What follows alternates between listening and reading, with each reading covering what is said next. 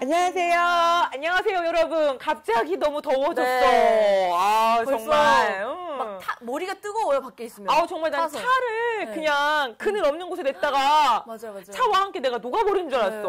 딱 그 차 탈 때 너무 싫지 않아요? 참아야 되잖아요. 일단 에어컨 다 나오기 전까지. 아, 정말 그 후끈한 열기. 맞아요. 올여름 어떻게 될지 모르겠지만 정말 벌써 6월부터 푹푹 찌기 시작합니다. 맞아요. 근데 날씨도 푹푹 찌는데 요즘 또 우리를 푹푹 찌게 만드는 일들이 꽤 있는 것 같아. 요즘 조금 그때 그 영상 보셨어요? 신림동인가? 그 뭐지 여자 그 분이 집에 가고 있는데 뒤쫓아와가지고 그 원룸 문 열려다가 실패한 그 사건이라고 해야 될까? 그 동영상이라고 해야 될까? 그 일이 지금 굉장히 이슈가 되고 있어요. 맞아요. 아마 여러분들도 한 번씩 뉴스에서 보셨을 것 같은데 저는 보고 깜짝 놀랐어. 진짜 섬뜩하던데요? 그렇죠. 분명히 여자분이 지나가지고 오셨고 남자가 뒤따라오더니 정말 그 순간에 여자분이 그 번호키를 눌렀을 때 얼마나 띠리링 하기 전에 그걸 탁 열려고 했던 목적이 확실해요. 그냥 손을 딱 걸어가지고 들어가려고 했는데 그게 미수되니까 난 더 끔찍한 게 뭐냐면 계단을 내려간 척하다가 다시 올라오고 또 핸드폰을 열어가지고 빛을 붙이면서 지문을 통해서 그 번호를 이젠 그것도 닦아야 돼요. 이렇게. 해보려고 하고 그 다음에 막 그런 시도 없는 척하고 문 열어보 그리고 뭔가 뭐라고 중얼거리는 것 같기도 해. 그 스카치 테이프 같은 것도 그 비밀번호키에다가 한번 딱 붙였다가 떼면 그 지문이 닿은 곳만 살짝 이렇게 표시가 난대요. 그리고 우리 뭐 FBI, 뭐 CSI 무슨 수사 같은데 보면 우리 지문 뜰 때 무슨 테이프 같은 걸 이렇게 떼잖아. 그러니까요. 그렇게. 그런 방송이 너무 세밀해가지고 그런가? 요즘에 그런 사람들이 너무 많아. 그리고 차라리 그거 알아요. 요즘에 핸드폰 보안 비밀번호 같은 것도 원래 숫자가 순서대로 1, 2, 3, 4, 5, 6, 7, 8, 9 이렇게 있는데 요즘에 그 순서가 바뀌잖아요. 이제 은행처럼. 은행처럼. 비밀번호처럼. 집 비밀번호가 이제 그렇게 바뀌어야 될 것 같아요. 근데 저 아시는 분들은 한마디씩 다 하더라고요. 자기도 이제 결혼하기 전에 원룸에 살았었는데 어느 날 갑자기 그 집에 가만히 있으면 누가 문을 이렇게 흔들어서 열어보는 그런 느낌이 있었대. 근데 그냥 자기 생각에는 누군가가 집을 잘못 찾아가지고 이렇게 열어봤겠지라고 열어보는 시도를 했겠지라고 했는데 이제 생각해보면 그건 세상을 밝게 보는 거고 세상을 어둡게 보면 정말 그 사람 같은 경우 이렇게 잡아가지고 열리면 뭐 하겠다는 거야? 들어올 수도 있겠다는 거죠. 어쨌든 좋은 일 하러 들어가진 않았을 거 아니에요? 그래, 뭐 전단지 하나 주고 들어가겠어? 갑자기 자기도 생각해보니까 너무 또 썸딱하다는 거야. 그래서 제가 봤을 때는 정말 여러분 문단속을 정말 잘해야 할 것 같아요. 우리 보면 요즘 다 카드 끼니까 그냥 뚝 문 밀어놓고 그냥 잠겼겠지 하고 오는데 가끔 이런 말 하더라고. 잠겼겠지 하고 회사 갔다가 학교 갔다가 다시 열었는데 그제서야 느르느르느르 하고 문이 잠기는 거야. 내가 한번 눌렀을 때. 맞아요. 그러니까 하루 종일 우리 집이 비어있었다는 거지. 여러분 도어락이라는 영화 보셨는지 모르겠어요. 저 봤어요. 거기 보면 나 없는 동안 막 우리 집에 누가 들어와가지고 막 거기 살죠. 내 물건을 만지고 내가 누구인지 다 추측하고 막 쓰레기를 검토하고 막 내 물건을 막 해보고 침대 밑에 숨어 있다가 내가 자면 또 일어나가지고 막 같이 하는 것처럼. 근데 그거 싫어하잖아요. 정말 무슨 그 귀신도 아니고 뭐도 아니고 사실 귀신 보이지는 않지. 사실 저희 엄마가 한 말이 제가 떠오르더라고. 야, 사람이 무섭지 귀신이 무섭냐? 그거 진짜 맞는 말이에요. 맞아요. 차라리 귀신이 나은 것 같아요. 사실 막말로 귀신 해 뜨면 사라지지. 얘네들이 해 떠도 안 사라지잖아. 그래가지고 저도 조금 요즘에 그 사건 보고 여자들은 다 하나씩 놀랬던 것 같아. 그러니까요. 근데 살짝 그런 도어락 이런 것도 그렇고 이런 범죄 영화나 요즘 드라마도 많이 하잖아요. 진짜 사람들이 그걸 보면서 따라하려고 하는 그런 범죄자들이 분명히 있을 것 같아요. 그러니까 모방 범죄도 있는 것 같아. 제가 보면 제가 무슨 잔인한 영화를 봤는데 거기서 보면 이렇게 뭐 사람을 뭐 시체를 훼손한다던가 막 이런 것들 해가지고 하면 막 어디 끌고 가고 막 시멘트를 부어가지고 붓고 막 이런 것들이 저 또 며칠 전에 뉴스 나왔는데 그거 아시죠? 제주도 토막 살인 사건 뭐 펜션에 전 남편을 불러가지고 죽여가지고 그거를 여행 가방에 넣어가지고 그걸 배 유람선에 갖고 가다가 던진 거야. 그거 어떻게 찾으라는 거야? 그리고 어떻게 그렇게 잔인한 짓을. 그리고 그 남자가 되게 키도 크고 그렇다는데. 등치도 좋다는데. 어떻게 죽인 거예요? 그거는 아직 안 나왔나? 그러니까 그 사람이 말을 못하고 안 하고 있지 지금. 바다에 던지다니. 그래서 저가 요즘 보면 영화가 너무 잔인할 필요가 있을까? 너무 구체적일 필요가 있을까? 이런 방법까지. 그래서 우리 보면 뭐 유튜브로 마약 만드는 법 배우고 유튜브로 뭐 이렇게 처리하는 거 배우고 유튜브로 나쁜 짓을 배워가지고 이렇게 실존하는 사람들에 대해서는 우리가 좀 어떻게 좀 처벌을 해야지 그냥 넘어가면 정말 세상이 더 무서워질 것 같아.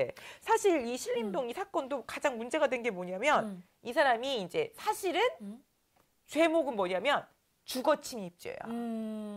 그리고 이 사람이 뭐 했냐면 자수를 했어. 근데 이제 이 가명을 생각하고 자수를 한 거겠죠? 아무래도 자수를 하면 가명이니까 하고 자수를 한 거야. 그런데 이제 우리가 보니까 이 사람은 아마 한 6개월이나 돈 얼마 내면 풀려날 거야. 왜냐면 주거 침입죄라면. 근데 사람들이 그 동영상을 보고 또 뉴스에서 올린 걸 보고 다들 저게 주거 침입죄라고? 저게 그렇게 금방 끝나는 거야? 아니야, 저거는 강간 미수야. 그래가지고 막 청원 올리고 글 올리고 그러면 된다 안 된다 하면서 이 사건이 이제 좀 약간 뭐냐면 더 커졌어. 그래가지고 이제 이 사건을 이제 사람들이 어떻게 생각하냐면 이거는 강간 미수다. 그러니까 이제 또 어떤 한쪽에서는 그러니까 여론이 막 이렇게 해가지고 진짜 그냥 주거 침입죄만 될 것을 얘한테 너무 무거운 형량을 씌운 거 아니냐. 마녀 사냥한 거 아니냐. 근데 또 어느 쪽에서는 야 이게 무슨 마녀 사냥이냐. 이 사람 정말 불순한 의도가 있었다. 어느 쪽에서는 의도만 있었지 하진 않았지 않았냐. 그 마음속에 나쁜 생각만 해도 그럼 그 의도가 있으니까 그걸 처벌해야 되냐. 근데 자수를 했는데 왜 구속해서 수사를 하냐. 이 범죄자 보호가 아니냐, 보호를 하지 않지 않았냐 하고 말이 많은 것 같아. 전 일단 그 범죄자 보호라는 자체가 웃겨요, 말이. 그 범죄자는 이미 범행을 저지른 사람인데 남한테 피해를 끼치고 남들도 다 보호 속에 살아야 되는 사람인데 그 사람이 그걸 깬 거잖아요. 근데 왜 걔를 보호해야 되는지 모르겠어요. 항상 범죄자 얼굴도 안 보여주잖아요. 그래서 요즘에는 또 흉악범죄 같은 경우는 이렇게 얼굴을 공개하는 영상도 있잖아요. 왜 저 사람들 그리고 수갑챈 것도 안 보여주려고 하고 그쵸. 막. 그러니까 이게 정말 우리가 인권이라는 걸 어디까지 생각해야 될까? 그 사람들은 이미 인권을 무시하고 그러니까요. 사람을 다치게 하고 다치려는 마음을 먹은 사람인데 우리가 그들의 인권을 보호해야 될까 말까? 정말 논쟁이 치열한 것 같아요. 그리고 지금 곧 조두순 출소하잖아요. 그 사람 어떡하냐? 근데 전 조두순 얼굴을 무조건 공개를 해야 된다고 생각을 하는데. 너무 잔인한 범죄야. 그 영화에도 나왔었잖아. 그리고 공개가 됐잖아요, 조두순 얼굴이. 근데 나 몰라 그래도. 현재 얼굴을 공개를 시켜줘야지.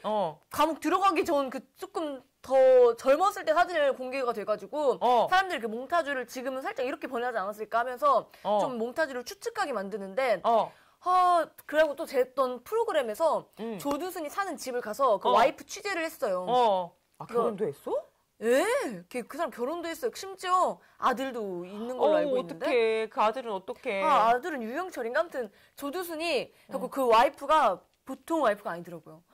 심지어 그 와이프가 그 나영이 집 근처에 살고 있었어요. 정말? 네, 집 근처에 살고 있어서 왜 이 피해자 주변에서 살고 있냐? 이건 좀 아니라고 생각들지 않냐라고 하니까 아니다.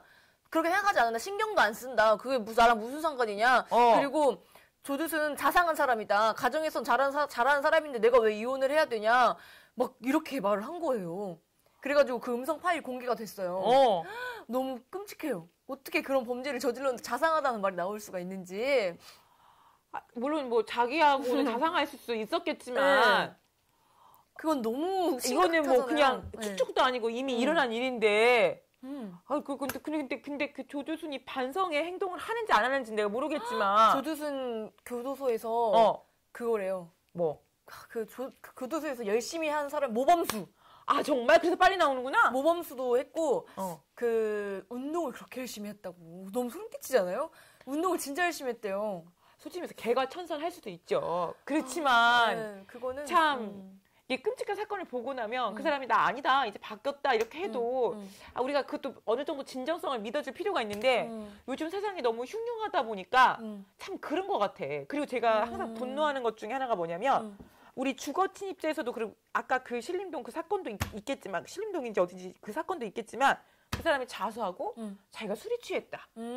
자기가 심신미약 상태에서 그냥 자기도 이성이 없는 상태에서 일어났기 때문에 난 좀 죄가 없다. 그래서 우리 보면 무슨 일이 나면 심신미약 상태에서 일어난 것들은 우리가 뭐가 되면 감형이 되는 거야. 말도 안 된다. 그리고 이 술 먹어서 그랬다. 술 때문에 그런 거다. 막 이렇게 말하는데 나는 그 부분에 대해서는 정말 이해할 수가 없어. 근데 모든 사람들이 술을 먹으면 취한다는 걸 알고 술을 먹는 거잖아요. 그러면은 자기가 그 취한다는 걸 알고 술을 먹는다는 건 어쨌든 자기의 행동에 대해서 어쨌든 책임져야 하는 거잖아. 자기 술 먹어도 그건 나니까. 아, 그렇지. 근데 어떻게 술을 먹었다고 감형을 시켜주고. 지금까지 그런 파례가 많아. 그건 피해자를 2번 죽이는 거라고 저는 생각해요. 그러니까 그럼 무조건 그러니까 사람들이 무슨 생각이냐면 나쁜 짓 하기 전에 뭘 먹어야 돼? 술을 먹어야 되죠. 그렇지. 이렇게 되는 거예요. 그쵸. 그러니까 저는 뭐냐면 술 마시는 거 좋아요. 즐거울 때 마시고, 그럼요. 뭐 기쁠 때도 마실 수 있고, 슬플 때도 마실 수 있고, 또 친구들하고 친목을 조금하게서 마시는 거 좋아하는데, 아니, 이거를 뭐냐면 술 마셨으니까 날 봐줘? 그거 아니죠. 근데 또 그런 사람들이 술 마신 여자나 취했기 때문에 내가 쟤를 데려다 주려다가 이런 생각이 생겼다. 그리고 또 그런 여자들한테 또 막 술에다 뭘 타가지고 주면서 그 상대방을 심신미약 상태로 만들어가지고 또 나쁜 짓을 하잖아요. 그러니까요. 그러니까 참 제가 봤을 때는 이런 문제도 있는 것 같아요. 저는 요즘에는 심신미약에 술도 있지만 조현병. 안 그래도 오늘 조현병 기사가 또 떴어요. 그렇죠. 선생님, 요즘에 여러분들 보셨겠죠? 그 조현병 환자분이 갑자기 나가시더니 차 끌고 나가셔가지고 역주행해가지고 어린이랑 뭐 예비 신부랑 몇 명이 죽었다라는 기사가 났는데 사실 저는 조현병 있는 사람이 뭐 막 전염병을 일으킨다던가 뭐 이런 건 아니에요. 근데 그분도 너무 힘드시겠지. 조현병을 가지고 있으시니까. 그리고 조현병 가지고 있는 가족들도 되게 힘드시겠죠. 제가 다큐멘터리를 보니까 그 가족이나 그 조현병 가진 사람들이 저희는 무서운 사람이 아니다. 저희는 다 범죄자가 아니다.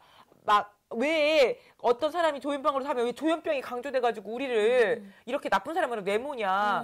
근데 물론 약도 잘 드시고 치료도 잘 하시고 상담도 잘 하시는 분들도 계시지만 그 중에 또 몇 명은 또 그걸 거부해. 근데 조현병을 제가 막 찾아봤더니 헛것이 보이고 막 망상이 생기는 거야. 그래서 조현병 상고 보면 뭐 이러는 거야. 한마디로 말해서 은겸 씨가 나한테 독약을 계속 준다는 거야. 그래서 내가 그 여자의 목을 졸랐다, 때렸다. 그런 적 없는데. 그러니까 자기 혼자 망상과 상상이 생기는데 정말 어떻게 해야 될지 모르겠어요. 그러게요. 저는 조현병은 일단 다 격리 조치를 시켰으면 좋겠어요. 극단적이겠지만. 근데 이제 그분들에 대한 다큐멘터리를 봤는데 그분들의 변명이 아니라 그게 이렇게 그런 분들을 격리 조치 시키면 그분들이 거기서 더 심해진대. 그렇구나. 왜냐면 자기를 혼자 가둬놓는 거잖아. 그러니까 이분들이 외롭고 무서운 건데 혼자 있으니까 더 외롭고 무서운 거야. 그러니까 그 사람들의 다큐멘터리를 보니까 그 사람들은 우리를 조금 사회에서 받아줘라. 근데 이제 우리 사회 쪽에서는 그러려면 너희가 약도 먹고 규칙적인 생활을 좀 해라. 근데 그런 약들이 사람의 좀 약간 기운을 빼앗아가요? 빼앗아게 하는 게 좀 약간 우리 쉽게 말해서 우리 이게 속된 말로 멍 때린다고 해야 되나? 네. 좀 맹하게 만드는 거야.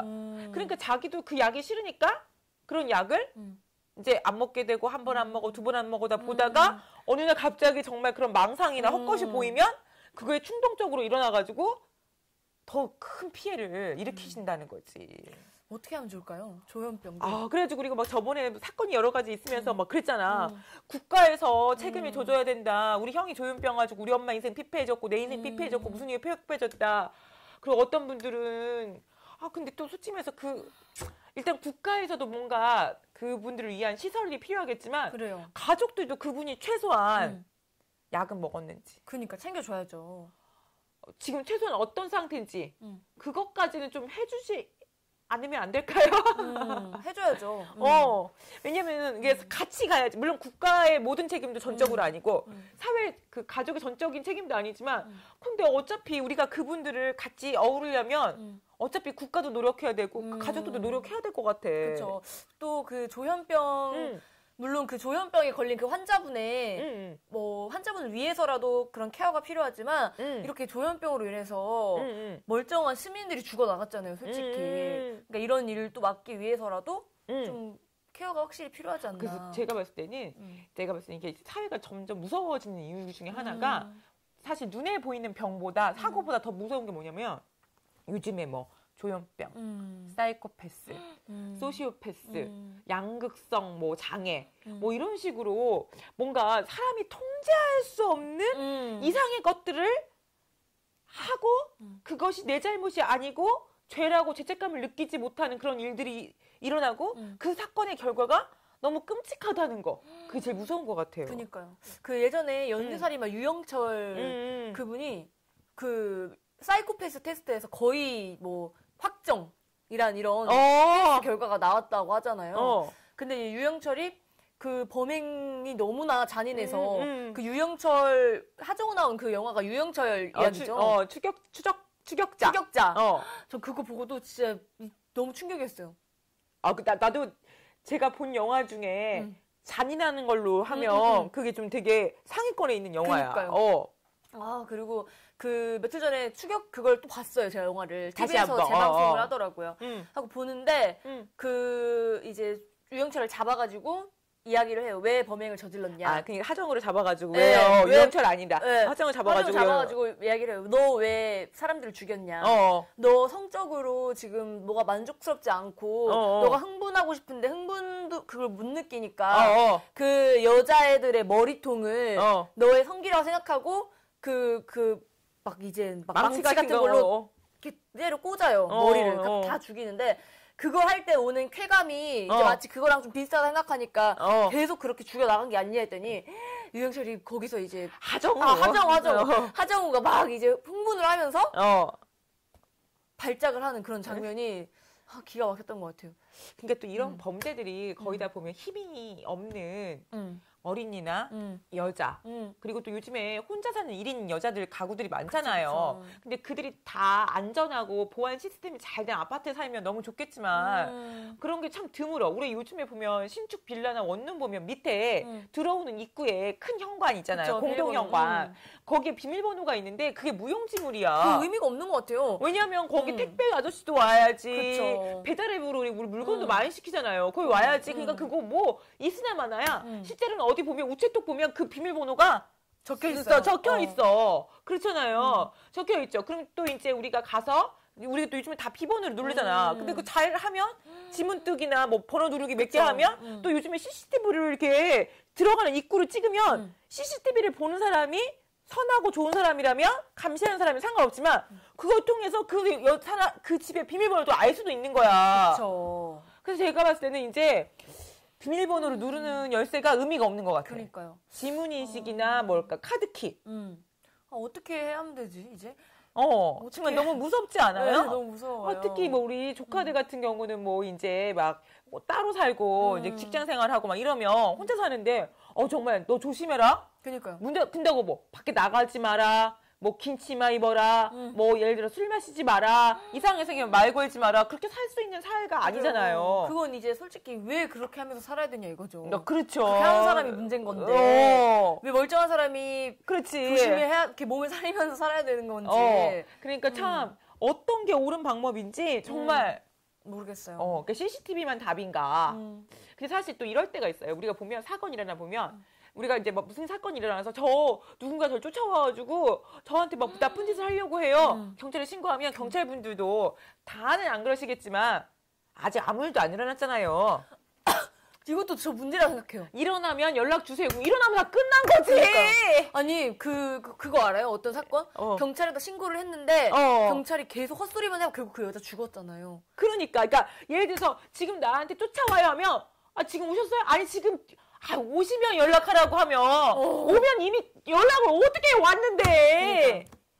별의별 일이 다 물론 있죠. 그 원인 중에 하나가 경찰분들이 이런 전화를 수백 통 받는다, 수십 통 받는다, 하루에도 몇 건도 아니고 이렇게 해서 출동해봤자 사실 아무 일도 아닌데 장난치는 사람도 있겠지만 정말 그 중에 한 명은 너무나 절실해서 112를 눌렀는데 물론 그 경찰분도 정말 다 응대해주다가 그 중에 하나 그냥 그렇게 말했는데 그게 이렇게 딱 매칭이 돼가지고 그럴 수 있다고 생각해요. 근데 그게 결과가 너무 참혹한 거야. 그쵸. 근데 또 경찰이 그 상당한 직업 의식을 가지고 해야 되잖아요. 어쨌든 시민은 안전을 지키는 직업이고, 근데 아무리 장난 전화가 많이 온다고 하더라도 저는 그 절차가 정말 어이가 없어요. 저 지금 어딘데요? 지금 저 가둬가지고 납치당했는데. 그럼 납치당해가지고 그 주소가 어딘지도 모르고 그런 황당한 일을 겪었는데 그 위치가 어떻게 제대로 기억이 나겠냐고요. 그렇지. 그래서 지금이 어딘데요? 근처에 뭐가 있는데요? 주소를 정확하게 모르나요? 그런 말을 왜 그렇게 하는 거예요? 그냥 바로 딱 위치 못 잡고 못 가는 거예요, 그거?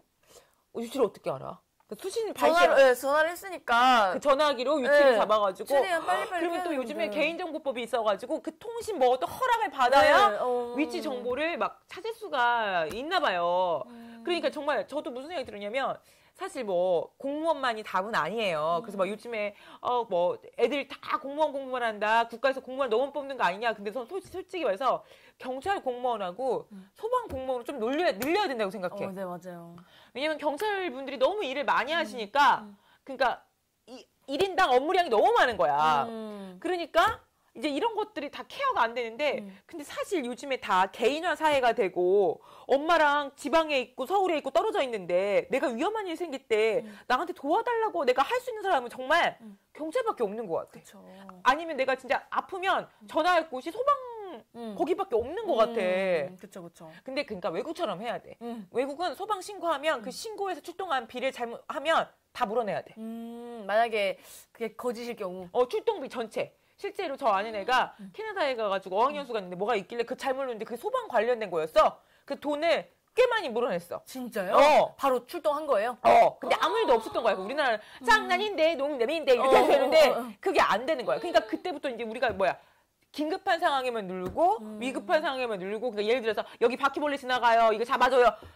그건 아니죠. 그런 건 아니죠. 그냥 그 바퀴벌레가 설령 본인을 물겠습니까? 100마리도 아닌데. 그러니까요. 그런 건 안 되지만 실제로 위험한 일들이 있을 때 그때만 사용할 수 있게 좀 그런 부분은 좀 약간 제도를 그러니까 출동비를 허출동이다, 허전하다. 그러면 상대방에게 몇 배로 물려야 될 것 같아. 그 좋은 것 같아요.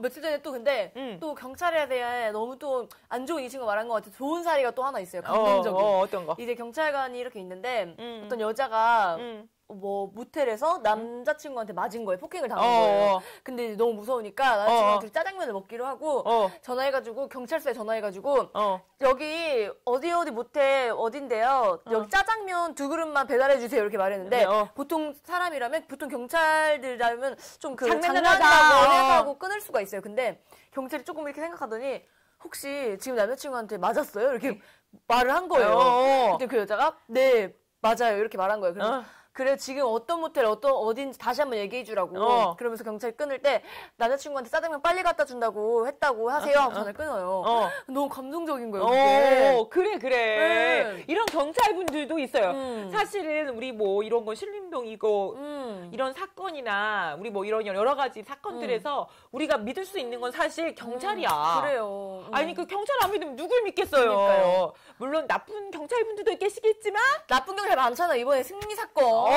있겠지만 그래도 진짜 센스 있고 네. 시민의 입장에서 살아보시는 경찰분도 분명히 있거든요. 그쵸.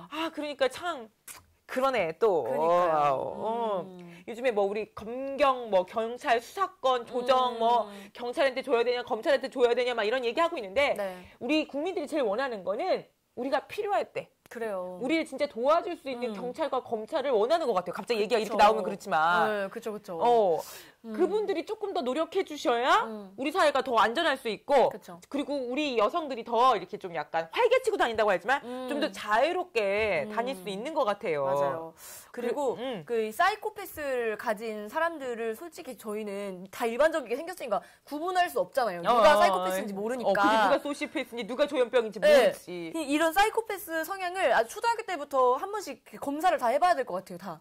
모든 학교에서 좀 정기적으로 3학년 때 한 번 하고 고등학교 올라서 한 번 해주고 그리고 이제 좀 특별 관리를 좀 케어를 좀 할 사람이 있으면 좀 집중적으로 좀 관심을 미리 좀 갖고 이런 좀 예방할 수 있지 않을까요? 그러니까 참 그래. 이 사람이 사이코패스의 기질이 아직 발현되지 않았는데 검사 결과상 네가 사이코패스니까 너를 관리하겠다. 그것도 인격 침해거든. 관리보다는 이제 그래도 이제 그런 내용을 미리 만들어 놓는 거죠. 이렇게 갖고 있는 거죠. 저는 솔직히 말해서 이런 분들도 있지만 자기가 나쁜 짓을 해놓고 사이코패스인 척, 소시오패스인 척, 조현병인 척 해가지고 아니면 심신미약인 척 해가지고 뭐 좀 감형받으려고 하는 사람들 있지.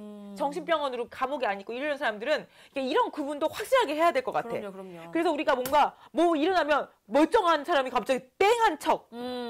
우리 그러면 안 될 것 같아요. 안 되죠. 갑자기 이거 얘기하다 보니까 생각하기가 너무 무서워지네요.